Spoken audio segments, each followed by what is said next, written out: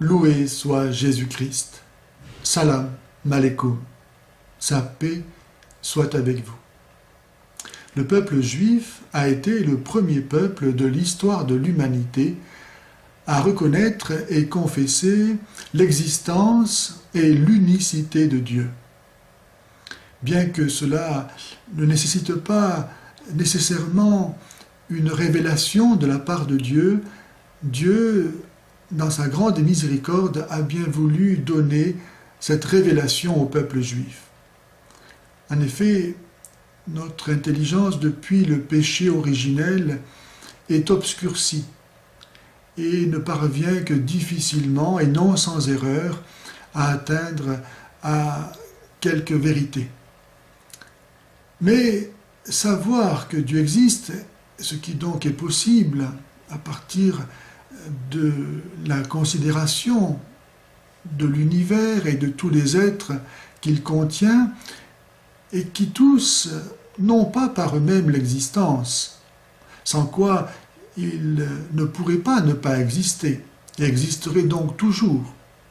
Or, nous voyons que rien n'existe toujours, que tout passe, et la loi de l'évolution est là pour le confirmer.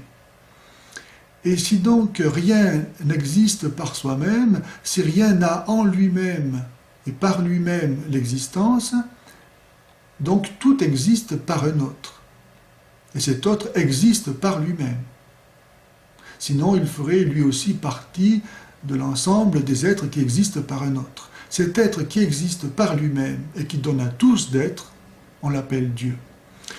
Donc, l'existence de Dieu est accessible à la raison naturelle. Et savoir qu'il est unique aussi est accessible à la raison naturelle. Car Dieu, par définition, est parfait.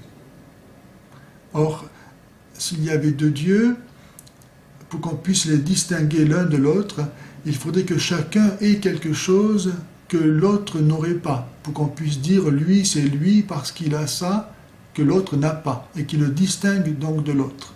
Donc aucun n'aurait tout, donc aucun ne serait parfait, donc aucun ne serait Dieu, donc Dieu est nécessairement unique. Savoir donc que Dieu existe et qu'il est unique est à la portée de l'intelligence humaine. Mais cela ne nous dit pas qui est Dieu. Et là est le propre de la révélation chrétienne, qui nous livre le mystère même de l'intériorité divine. Savoir que Dieu existe est une chose, et le connaître est autre chose.